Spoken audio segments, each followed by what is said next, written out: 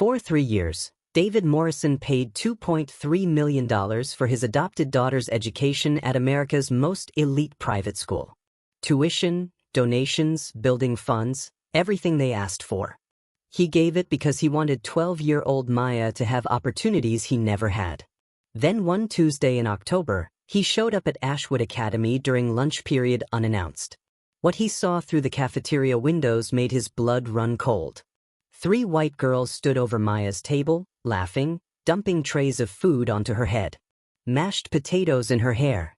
Chocolate milk soaking her uniform. And the teacher supervising?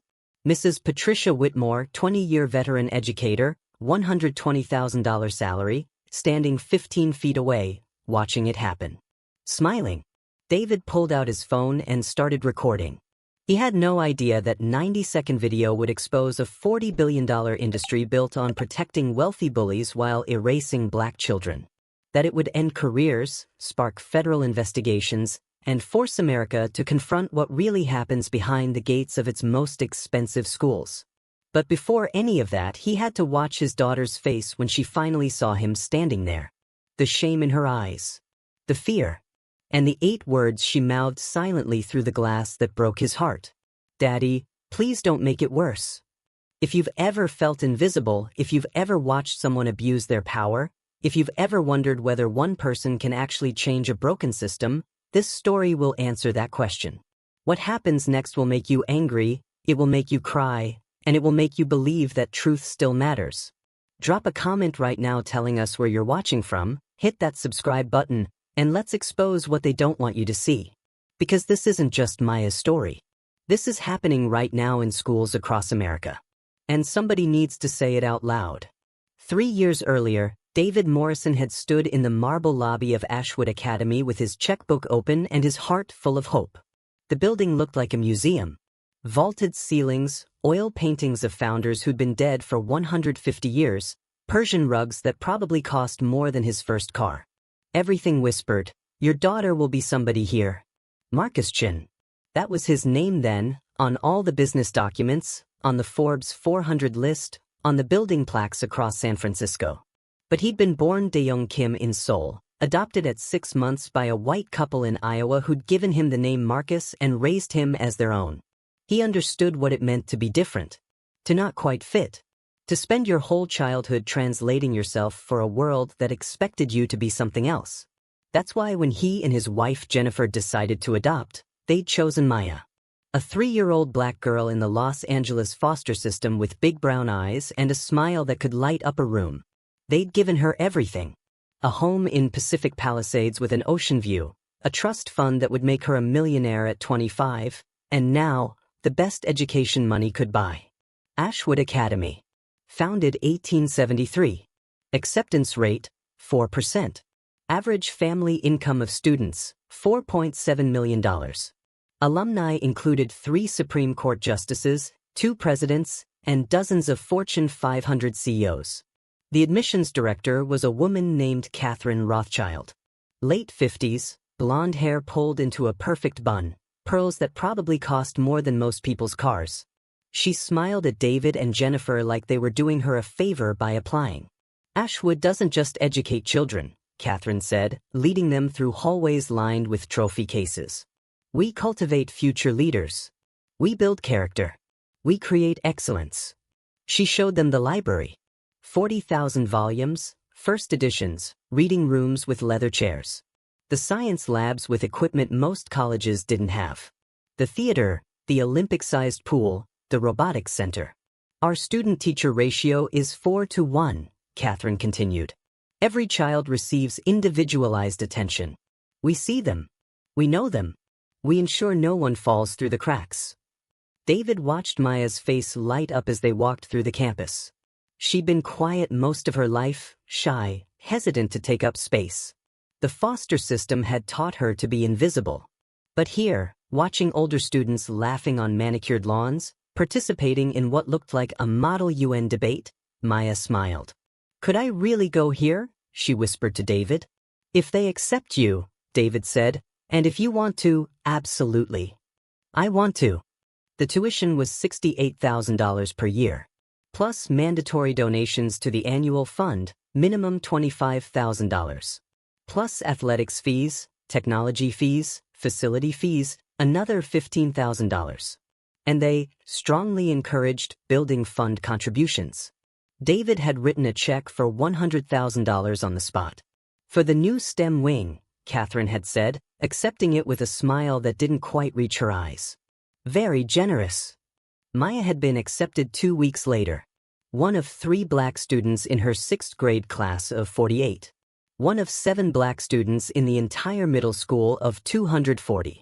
David had noticed the numbers but told himself it didn't matter. Diversity took time. The important thing was that Maya would get opportunities, connections, a future. He had no idea what he'd actually purchased. The first year had been fine. Or at least that's what Maya told them. She came home every day at 4:30 when the driver picked her up. She did her homework at the kitchen table, got straight A's, joined the art club. How was school? David would ask. Good, Maya would say. Make any friends? Some. What did you do at lunch? Just ate. The answers were always short, always surface level. But Maya had always been quiet. David didn't push. He was busy running Chin Capital, managing $3.2 billion in assets, dealing with acquisitions and board meetings.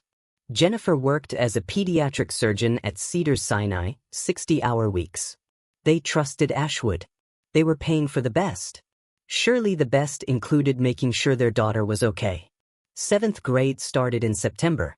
Maya was 12 now, taller, but somehow smaller. She'd started wearing her hair in tight braids pulled back. She wore her Ashwood uniform, navy blazer, white shirt, plaid skirt, like armor. You okay, sweetheart? Jennifer asked one morning in late September. Maya was staring at her breakfast, not eating. I'm fine. You don't look fine. I said I'm fine, Mom. Sure. Defensive. Jennifer exchanged a look with David. Preteen attitude, they figured. Normal. But Maya's grades started slipping. Not dramatically. A's became B's. The art teacher sent an email saying Maya had stopped participating in club activities. She seemed withdrawn. David called the school. Spoke to Maya's homeroom teacher, Mrs. Patricia Whitmore. Maya's a lovely girl, Mrs. Whitmore had said, her voice warm and reassuring. Very polite. Perhaps a bit shy, but that's normal for students adjusting to Ashwood's rigorous environment. Is she making friends? I see her interacting with classmates regularly. I think she's finding her place. Any concerns we should know about? The pause. Then, none at all, Mr. Morrison. Maya's doing wonderfully. David had hung up, reassured. Mrs. Whitmore had been teaching at Ashwood for 20 years. She'd know if something was wrong. What David didn't know was that at that exact moment, Maya was sitting alone in the cafeteria, 3 tables away from everyone else, eating a sandwich with her head down, trying to be invisible. And Mrs. Whitmore was watching from her supervisory post near the coffee station, watching 3 girls approach Maya's table, watching them laugh and whisper, watching the whole thing unfold. Doing absolutely nothing. The bullying had started the first week of 7th grade. Maya didn't tell her parents because she didn't have the words for what was happening. It wasn't obvious. Not at first.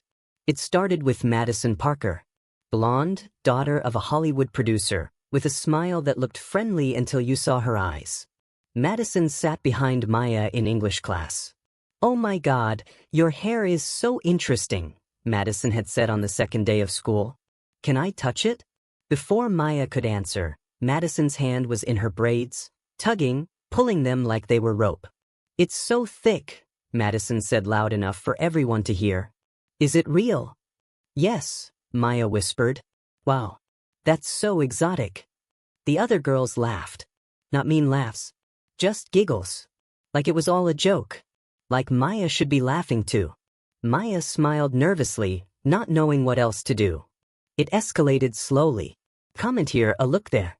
Madison started sitting with 2 other girls, Olivia and Bryn.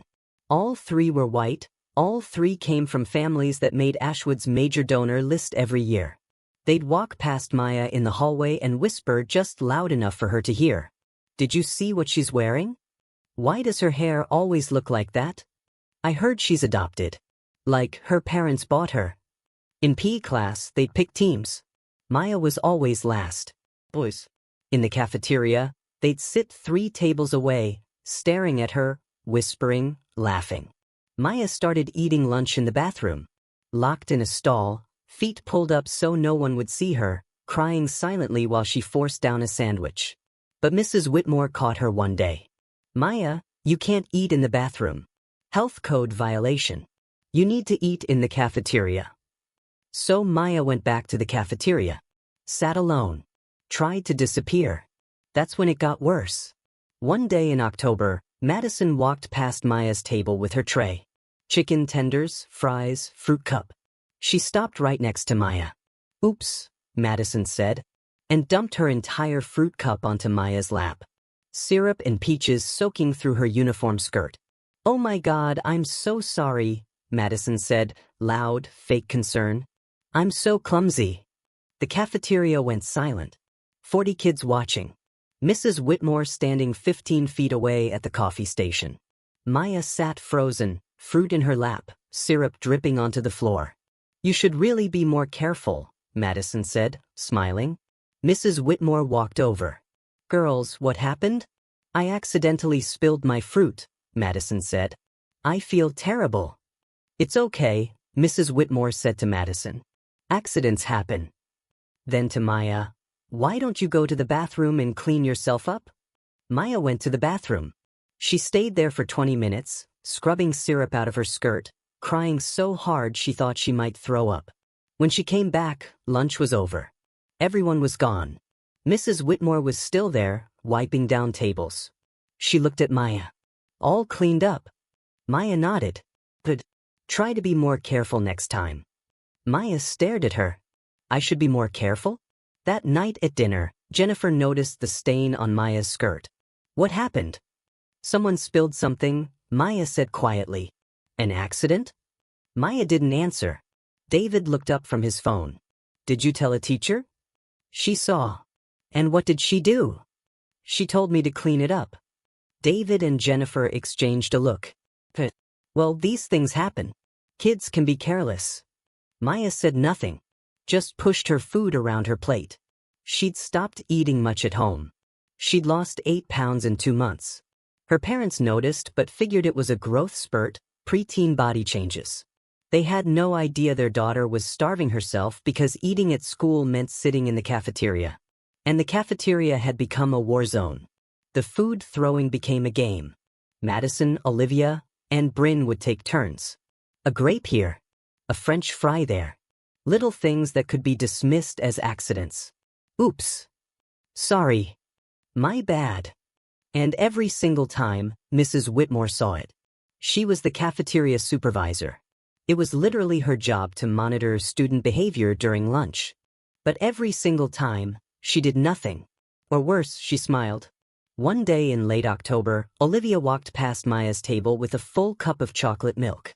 She tripped, theatrically, spilling the entire cup onto Maya's head. Cold milk soaking through her braids, running down her face, dripping onto her white shirt. The cafeteria exploded in laughter. Not just Madison and her friends. Dozens of kids. Pointing, filming on phones, hysterical. Maya sat there, frozen, milk dripping from her hair. Mrs. Whitmore walked over. But instead of stopping it, instead of helping Maya, she laughed. A small laugh, quickly covered, but Maya heard it. Their eyes met. Maya's filled with tears. Mrs. Whitmore's filled with amusement. Olivia, that's enough, Mrs. Whitmore said, but her tone was light, almost playful. Maya, go clean up. Maya stood. Milk dripped onto the floor with every step. Kids moved out of her way like she was contagious. In the bathroom, she stared at herself in the mirror. Milk in her hair, on her face, soaking her uniform. And behind her reflection, she could see the truth she'd been denying for months. Nobody was going to help her. Nobody cared. She was alone. That night, Maya locked herself in her bedroom and Googled how to survive bullying. The results were useless. Talk to a trusted adult. Tell your parents. Report it to the school. She tried. Mrs. Whitmore saw everything. And she laughed. Her parents were busy. Important. They'd given her this expensive school, this expensive life. How could she tell them it wasn't working? That she was drowning? Maya pulled out a notebook and started writing. Not about the bullying. About something else. An escape plan. If she could just make it to 8th grade, maybe things would be different. If she could just survive one more year, maybe the girls would move on to someone else. She wrote, survival strategies. 1. Stay invisible. 2. Don't react. Ever. 3. Eat lunch as fast as possible. 4. Avoid Madison, Olivia, Bryn in hallways. 5. Don't tell mom and dad. They can't fix this. She stared at number 5 for a long time. Then added one more line. 6. Maybe it's my fault. Maybe I'm the problem. That's what happens when you're being destroyed slowly. You start to believe you deserve it. David Morrison worked 80-hour weeks, but he tried to be present for Maya. Tuesday dinners were sacred. No phones, no work, just family. On the first Tuesday in November, David noticed Maya barely touched her food. Not hungry, sweetheart? Not really. You feeling okay? Just tired.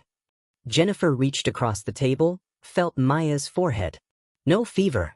Are you sleeping? Yeah. But Maya had dark circles under her eyes. She'd stopped braiding her hair, wore it pulled back in a tight bun. She was wearing long sleeves even though it was 75 degrees outside. School going okay? David asked. Maya's fork stopped moving. It's fine. Just fine. Dad at school. It's fine. The sharpness in her voice surprised him. Maya was usually so gentle, so careful. I'm just asking, honey. Well, you don't need to. Everything's perfect. Isn't that why you're paying $70,000 a year? For everything to be perfect. She stood abruptly, left the table, went to her room. Slammed the door. Jennifer looked at David. That's not like her. Preteen hormones, David said, though he didn't quite believe it. Maybe we should talk to her counselor. Just check in. Good idea. The next day, David called Ashwood Academy and scheduled a meeting with Maya's guidance counselor, Dr. Rebecca Sterling. Stanford PhD, 15 years at Ashwood, responsible for the whole child educational philosophy the school advertised. They met in her office. Tastefully decorated, leather couch, degrees on the wall, a diffuser making the room smell like lavender. Thank you for coming in, Mr. Morrison, Dr. Sterling said, shaking his hand. I always love when parents are proactive about their child's well-being. David sat down. We're concerned about Maya. She seems withdrawn, not eating much, her grades are slipping. Dr. Sterling nodded sympathetically. 7th grade is a challenging transition year. Students face increased academic pressure, social complexity, developmental changes. Is she having trouble with other students? Every child navigates peer relationships differently. Maya is on the quieter side, which can make social integration more gradual. Has anyone reported bullying? Dr. Sterling's expression didn't change. We have a zero-tolerance policy for bullying at Ashwood. If there were incidents, we would address them immediately. So you're saying there's no bullying? I'm saying we would know if there were. David wanted to believe her. She had a PhD. She'd been doing this for 15 years. Surely she'd recognize if a child was being targeted. What do you recommend? David asked. Give it time. Maya is adjusting. Perhaps encourage her to join more extracurriculars, expand her social network. Sometimes students simply need to find their niche. David thanked her and left. He felt better. The professionals were paying attention. Everything was under control. What David didn't know was that Dr. Sterling had received 3 separate reports from students about Madison Parker's treatment of Maya Morrison. She'd filed them in a folder labeled, resolved without intervention, and never followed up. Because Madison Parker's father donated $500,000 annually to Ashwood. He was on the board of trustees. His family name was on the new gym. And Maya Morrison, despite her father's wealth, was new money. Adopted. But expendable. Dr. Sterling had done the math. She knew which student mattered more to Ashwood's bottom line. She'd chosen accordingly. November turned to December. The bullying intensified. Now it wasn't just Madison, Olivia, and Bryn. Other kids joined in, emboldened by the lack of consequences. Someone wrote, "Go back to Africa," on Maya's locker in Sharpie. She scrubbed it off during lunch, tears streaming down her face. In PE class, during dodgeball, the balls seemed to always find Maya. Hard throws, aimed at her face, her stomach. The PE teacher, Coach Davidson, just blew his whistle. That's the game, Morrison. Toughen up. In English class, Madison sat behind her and would kick Maya's chair. Constantly. For 45 minutes straight. When Maya finally turned around and said, "Stop," the teacher, Mr. Harrison, told Maya to face forward and stop disrupting class.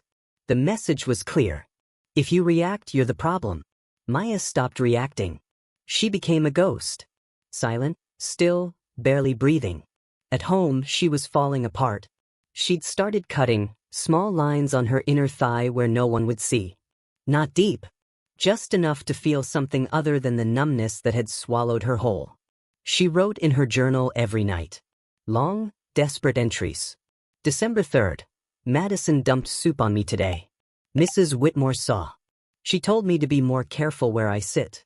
I hate myself. I hate that I'm too scared to fight back. I hate that I exist. December 8th. I think about running away. Just disappearing. Would anyone even notice? December 12th. Dad asked if I wanted to invite friends over for my birthday. I said I didn't want a party. Truth is, I don't have friends. I have people who torture me and people who watch. David read that last entry months later, when the lawyers subpoenaed Maya's journals. It destroyed him. The idea that his daughter was writing those words while he was 20 feet away, watching television, completely oblivious. The birthday came and went. Maya turned 12. They had cake. She smiled. Opened presents. Said thank you. And inside, she was screaming. The breaking point came on a Tuesday in mid-December. 2 weeks before winter break. The cafeteria was decorated for the holidays. Garland, lights, a massive Christmas tree in the corner. Maya sat at her usual table, alone, eating a sandwich as quickly as possible. If she ate fast enough, she could leave before anything happened. But Madison, Olivia, and Bryn had other plans. They approached with their lunch trays. Full trays. Mashed potatoes, gravy, green beans, chocolate milk, fruit salad. Maya saw them coming. Her stomach clenched. She looked around for Mrs. Whitmore. She was there, standing by the coffee station, scrolling through her phone. "Hey, Maya," Madison said, her voice syrupy sweet. Maya didn't respond. Eyes down. "Don't engage." "We were wondering," Madison continued, "do you actually like eating alone? Or are you just too weird for anyone to want to sit with you?" Laughter from Olivia and Bryn. Maya's hands shook. She set down her sandwich. "I mean, your parents bought you, right?" Madison leaned in closer. "Like, from a shelter or something? Did they get a discount because you're defective?" More laughter. Other students were watching now, pulling out phones. Maya stood up. She needed to leave. But as she stood, Madison tilted her tray. Mashed potatoes slid off, landing directly on Maya's head. Then Olivia. Gravy poured onto Maya's shoulders. Then Bryn. Chocolate milk dumped onto her braids. The cafeteria erupted. 40 kids laughing, filming, some chanting, "Food fight! Food fight!" Maya stood there, covered in food, shaking, unable to move. And Mrs. Whitmore walked over. Not quickly. Casually. Like this was mildly annoying, not a child being tortured. "Girls," Mrs. Whitmore said to Madison, Olivia, and Bryn, "that's enough." But she was smiling. Actually smiling. Maya looked at her, food dripping from her hair, her uniform ruined, and whispered, "Why won't you help me?" Mrs. Whitmore's smile faltered. Just for a second. Then she recovered. "Maya, these things happen. Go clean yourself up. And girls, try to be more careful. Lunch is almost over anyway. No punishment. No consequences. Nothing." Madison smirked. "Sorry, Maya. Total accident." The 3 girls walked away, high-fiving. Maya ran. Out of the cafeteria, down the hallway, into the bathroom. She locked herself in a stall and sobbed so violently she threw up. She stayed there for 2 hours. Missing 5th period. Missing 6th period. Nobody came looking for her. Finally, at 3:30, she emerged. Cleaned herself up as best she could. Her uniform was stained, her hair still sticky with milk and gravy. She walked to the pickup area. Got in the car with the driver. Went home. Jennifer was already at the hospital. David was in a meeting. Maya went to her room, locked the door, and stared at the ceiling. She pulled out her journal and wrote one sentence. "I can't do this anymore." That night at dinner, David noticed the new stains on Maya's uniform. "What happened today?" "Nothing." "Maya, your shirt is covered in food. Some girls spilled their lunch." "Accidentally?" Maya looked at her father. And for the first time in months, she almost told him. Almost said, "They're destroying me and nobody cares." But then she thought about the $70,000 tuition. The donations. How proud he was when he talked about Ashwood. How he'd tell his business partners, "My daughter goes to Ashwood Academy." She couldn't take that away from him. Couldn't be the reason he was disappointed. "Yeah," Maya said quietly. "Accidentally." David didn't push. He should have. Later, that would haunt him more than anything. That he accepted her answer. That he didn't see. That night, Maya wrote a goodbye letter. She didn't plan to use it yet, but she wanted it ready, just in case. "Dear Mom and Dad, I'm sorry I wasn't what you wanted. I'm sorry I couldn't make Ashwood work. I'm sorry I'm not strong enough. I love you. This isn't your fault." She hid it under her mattress and tried to figure out how many more days she could survive. David Morrison made a decision the next morning. He didn't tell Jennifer. Didn't tell Maya. He just cleared his schedule for Tuesday afternoon and drove to Ashwood Academy. Something was wrong. He couldn't articulate it. Couldn't point to specific evidence. But his gut told him his daughter was in trouble. He arrived at 11:45. Lunch period started at noon. He checked the school schedule online. The security guard at the gate recognized him. "Mr. Morrison, we weren't expecting you today." "I know. I wanted to surprise Maya. Check out the campus during a normal day." The guard waved him through. David parked in the visitor lot and walked toward the main building. Through the windows, he could see students filing into the cafeteria. He headed that way. The cafeteria at Ashwood Academy was gorgeous. Vaulted ceilings, floor-to-ceiling windows overlooking the grounds, tables made of polished oak. It looked more like a resort dining hall than a school lunchroom. David stood outside, looking through the glass. Watching. He saw Maya immediately. She sat alone at a table in the corner. Head down. Eating quickly. Her body language screamed, "Don't notice me." David's chest tightened. Why was she alone? Then he saw them. 3 girls approaching her table. Blonde girl in front, 2 others flanking her. They were smiling. Laughing. David watched as the blonde girl said something to Maya. Maya didn't respond. Just stared at her food. Then the blonde girl picked up her tray. Full tray. And dumped it onto Maya's head. Food everywhere. Mashed potatoes in her hair. Gravy running down her face. Chocolate milk soaking her uniform. The cafeteria erupted in laughter. David's vision went red. He reached for the door handle. But before he pulled it open, he stopped. He pulled out his phone and started recording. He filmed the 3 girls laughing. Filmed the other students filming on their phones. Filmed the food dripping from his daughter's hair. And then he panned the camera to the left. To Mrs. Patricia Whitmore. Standing 15 feet away. Watching the entire thing. Smiling. David's hands shook so violently he almost dropped the phone. But he kept filming. 90 seconds. Every detail. Then he put his phone away and opened the cafeteria door. The noise hit him first. Laughter, shouting, the chaos of 200 kids eating lunch. But it all died the second he walked in. David Morrison was 6 feet 2 inches, usually calm, controlled. But right now, his face was a mask of fury. Every student in that cafeteria felt it. He walked directly to Maya's table.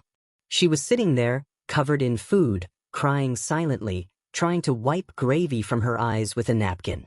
She looked up, saw her father, and the expression on her face broke him in half. Not relief. Not hope. Fear. She mouthed the words silently. Daddy, please don't make it worse. David knelt beside her, pulled napkins from the dispenser, started wiping food from her hair, her face, as gently as he could. I'm sorry, Maya whispered. I'm sorry, I'm sorry, I'm sorry. You have nothing to be sorry for, baby. David's voice was shaking. Nothing. Behind them, Mrs. Whitmore approached. Mr. Morrison, I didn't know you were visiting today. David stood, turned, looked at her. You were smiling, he said quietly. You were watching my daughter get tortured and you were smiling. Mrs. Whitmore's face went pale. That's not. There was an accident. I have it on video. David's voice was steel. All of it. The bullying. Your smile. Everything. The cafeteria had gone completely silent.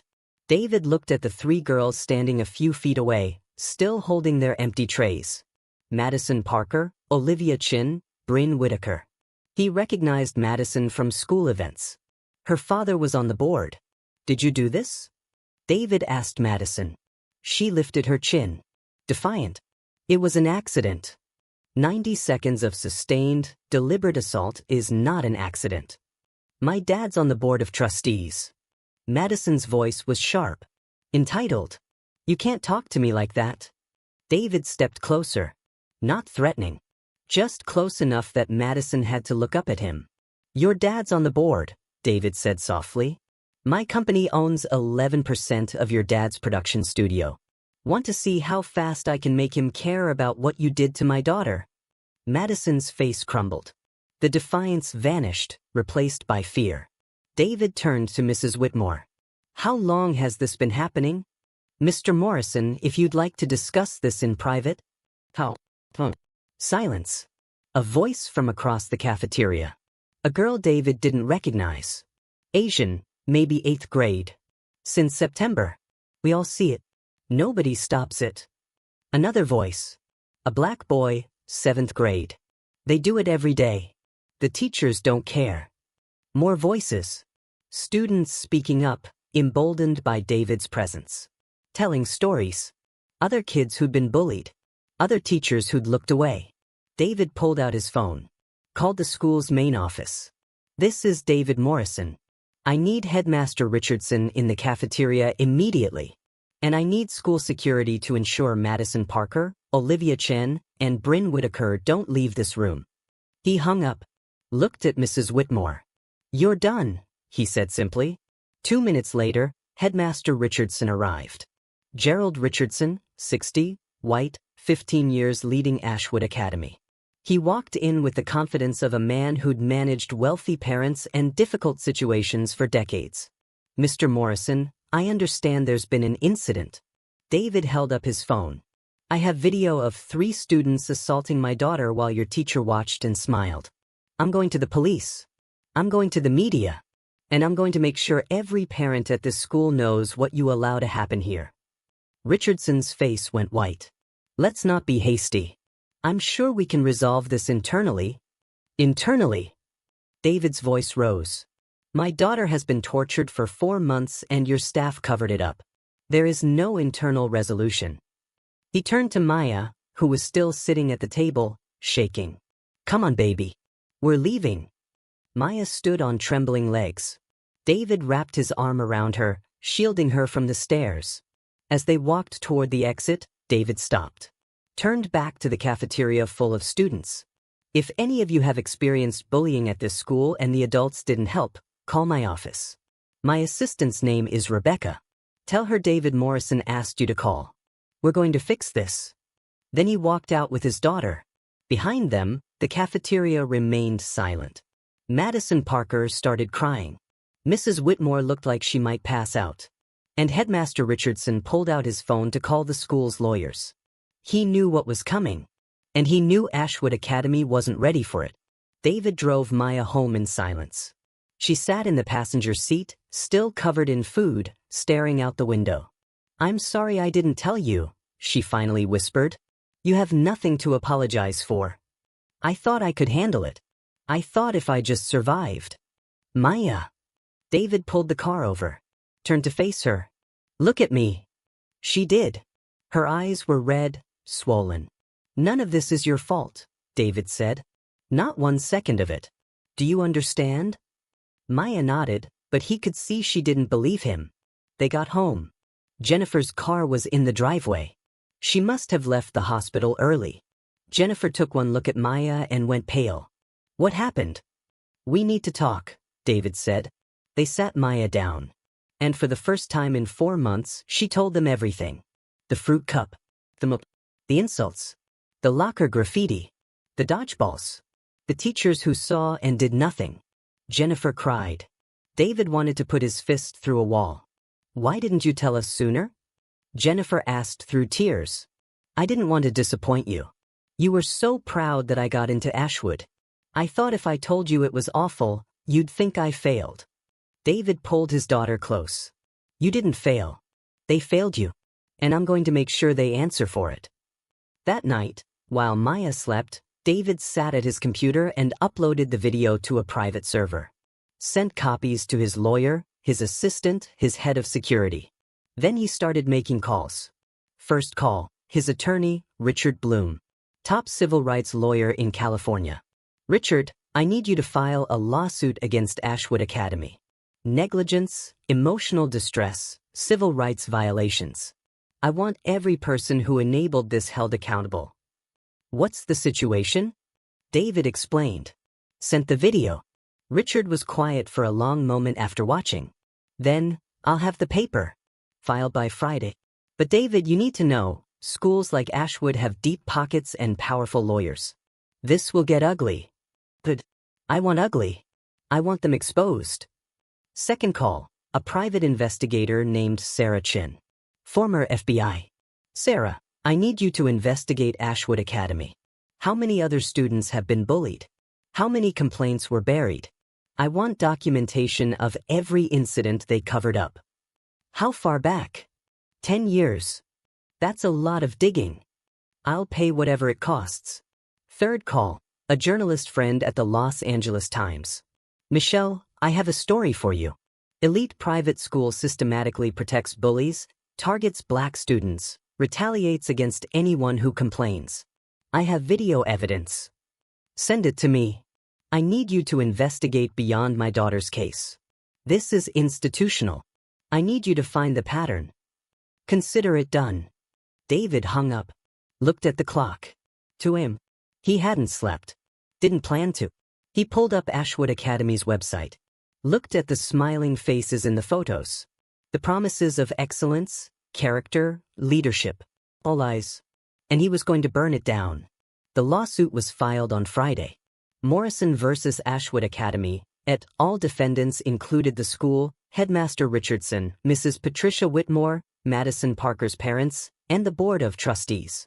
Damages sought, $50 million. The complaint was 47 pages long. It detailed every incident of bullying, every time a teacher saw and did nothing, every complaint that was filed and ignored. It included David's video, and it included something else Sarah Chin had uncovered in just 3 days of investigation, internal emails. From Dr. Rebecca Sterling to Headmaster Richardson, Madison Parker incident reported again by anonymous student. Recommend no action. Parker family major donors. Can't afford conflict. From Mrs. Whitmore to Dr. Sterling, Maya Morrison seems overly sensitive. Perhaps not Ashwood material. Should we encourage transfer? From Richardson to the board, diversity numbers remain low. However, prioritizing existing donor relationships over new minority recruitment. ROI more favorable. The emails were damning. They proved Ashwood knew about the bullying. Chose to protect wealthy white students over Maya. Actively discussed pushing her out rather than addressing the problem. Richard Bloom held a press conference on the courthouse steps after filing. Ashwood Academy advertises itself as a place where every child is seen, valued, nurtured, Richard said to a crowd of reporters. But for black students like Maya Morrison, Ashwood is a place where they're targeted, abused, and discarded. Today, we're demanding accountability. He played a 30-second clip from David's video. Maya covered in food. Mrs. Whitmore smiling. The clip went viral within an hour. Hashtag Ashwood Academy trended nationally. News outlets picked it up. CNN, NBC, local affiliates. By Saturday afternoon, protesters gathered outside Ashwood's gates. Parents, activists, former students sharing their own stories. They pushed my son out after he reported racial slurs. My daughter was assaulted on campus. They threatened to expel her if we went to police. I taught there for 3 years. Admin told me to ignore bullying if it involved donor families. Ashwood issued a statement Saturday night. Ashwood Academy is committed to the safety and well-being of all students. The allegations in the lawsuit are taken seriously and under review. We do not tolerate bullying in any form. It was standard corporate PR. Empty. Defensive. David wasn't satisfied. Sunday morning, Michelle's article dropped in the LA Times. Inside Ashwood Academy, How an Elite School Protected Bullies and Silenced Victims. The article was devastating. Michelle had interviewed 23 former students. 15 reported being bullied with no intervention. 8 reported racial harassment. 5 reported physical assault. She'd obtained internal documents showing Ashwood had settled 4 previous lawsuits quietly. NDAs. Payouts. All buried. She'd found a pattern. Black students, Asian students, students on financial aid, all experienced higher rates of bullying. And all received less institutional support than wealthy white students. The article included photos, quotes, documentation. It was 6,000 words of meticulous journalism. And it destroyed Ashwood's reputation in a single morning. By Monday, the school was in crisis. 3 board members resigned. 2 major donors pulled funding. 5 teachers requested transfers. Headmaster Richardson held an emergency faculty meeting. David had a source inside who recorded it. Richardson's voice. This is a coordinated attack by a disgruntled parent. We will fight this legally and win. Do not speak to press. Do not discuss the Morrison case. Anyone who violates this will be terminated. But teachers were already talking. Anonymously at first. Then publicly. A science teacher named Jonathan Mills gave an interview to NBC. I witnessed Madison Parker harass Maya Morrison multiple times, Mills said on camera. I reported it to administration. They told me to mind my own business. That the Parker family was untouchable. Another teacher, Maria Gonzalez, came forward. I was told explicitly that donor families get different treatment. If their kids misbehave, we document it but don't punish. If scholarship kids misbehave, we expel. That's the culture. The dam broke. 15 staff members made statements. Most anonymously. Some on record. Ashwood's lawyers tried to stop it. Sent cease and desist letters. Threatened lawsuits. But the truth was already out. Madison Parker's parents lawyered up immediately. Hired crisis PR. Issued a statement saying their daughter was being unfairly targeted, that she was a child who made a mistake. But the video didn't lie. And when Sarah Chen uncovered Madison's disciplinary record, 8 incidents of bullying different students over 2 years, 0 consequences, the narrative collapsed. Olivia and Bryn's parents quietly withdrew their daughters from Ashwood and enrolled them in different schools. No statements. No accountability. Just escape. Mrs. Patricia Whitmore was placed on administrative leave pending investigation. The teachers' union fought for her job. Said she had rights, due process. But when 3 more students came forward saying Mrs. Whitmore had laughed at them during bullying incidents, the union quietly stopped defending her. She was fired 2 weeks later. 20 years at Ashwood, gone. She tried to fight it. Claimed she was being scapegoated. That she'd only been following administration's unspoken policies. She was probably right. But she'd still smiled while a child was tortured. Nobody felt sorry for her. Dr. Rebecca Sterling resigned before she could be fired. No statement. Just gone. Headmaster Richardson tried to hold on. Gave interviews claiming he'd been unaware of systemic issues, that he was implementing reforms. But the Board of Trustees forced him out in January. 25 years of leadership ended. The new interim headmaster was a black woman named Dr. Claudia Jefferson, former principal of an inner-city public school. She walked into Ashwood with zero tolerance for the institution's bullshit. First day, she called an all-school assembly. "I've read the Morrison lawsuit," Dr. Jefferson said, standing on stage in front of 800 students. "I've reviewed the internal emails. And I'm here to tell you that the culture that allowed Maya Morrison to be brutalized ends today." She announced new policies. Anonymous bullying hotline. Mandatory bias training for all staff. Zero tolerance enforcement regardless of donor status.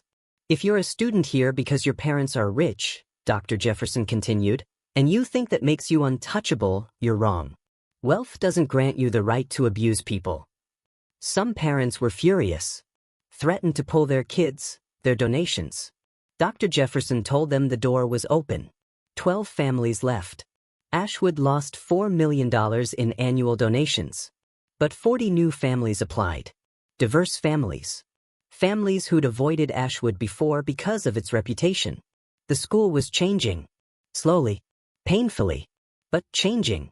The criminal investigation started in January. LA County District Attorney's Office. They reviewed David's video, interviewed students, examined school records. In February, they filed charges. Not against the students, they were minors, but against Ashwood Academy as an institution. Failure to report child abuse. California law required schools to report bullying that rose to the level of assault. Ashwood had documented incidents. Never reported them. The school faced fines, potential closure, loss of accreditation. They settled in March. $2 million fine. 3 years of state monitoring. Mandatory reforms. But the civil lawsuit was still ongoing. And that's where the real reckoning would happen. Discovery was brutal. David's legal team subpoenaed everything. Emails, texts, disciplinary records, donor files, financial documents. They uncovered a decade of systemic protection for wealthy students. They found 47 incidents where Black or minority students reported harassment and received no meaningful support. They found internal memos discussing how to manage diversity without alienating major donors. They found the truth. Ashwood Academy valued money over children. Always had. The case was set for trial in June. But in May, Ashwood's lawyers approached Richard Bloom with a settlement offer. $15 million. Full admission of institutional failure. Public apology. Permanent reforms. David and Jennifer discussed it with Maya. "What do you want?" David asked his daughter. Maya, now 13, stronger than she'd been 6 months ago, thought about it. "I want them to admit what they did," she said quietly. "I want other kids to be safe. And I want to move on." They accepted the settlement. The public apology was read at a press conference by Dr. Jefferson on behalf of Ashwood Academy. "We failed Maya Morrison. We failed numerous students over many years. We prioritized money and reputation over the safety of children. There is no excuse. We are sorry." The $15 million was split. $5 million to Maya's trust fund.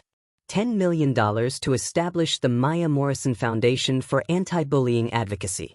The foundation would fund research, legal aid for bullying victims, training programs for schools. It would turn Maya's pain into protection for others. A year after the cafeteria incident, Maya was thriving. She transferred to a different school. A progressive private school with genuine diversity, real accountability. She'd started therapy. Was processing the trauma. Learning that what happened wasn't her fault. She'd made real friends. Kids who valued her for who she was. And she'd started speaking publicly about bullying. Not because she had to. Because she wanted to. At a conference on school safety, Maya stood on stage in front of 500 educators and told her story. "I was invisible for 4 months," she said, her voice steady. "I sat alone every day while teachers watched me get destroyed. And the worst part wasn't the bullying. It was realizing the adults didn't care." She paused. "But one person saw me. My dad. And he didn't just believe me. He fought for me." The audience gave her a standing ovation. David watched from the back of the room, tears streaming down his face. After her speech, a young Black girl approached Maya. Maybe 9 years old, holding her mother's hand. "I get bullied at school," the girl whispered. Nobody helps me either. Maya knelt down. Did you tell your parents? The girl nodded. They said kids will be kids. Maya looked at the mother. It's not kids being kids. It's assault. And you need to fight for her. The mother's eyes filled with tears. I don't know how. Maya pulled out a card. The Maya Morrison Foundation. Call this number. We'll help you. For free. The mother took the card with shaking hands. Thank you. That moment, David realized, was why they'd fought. Not for revenge.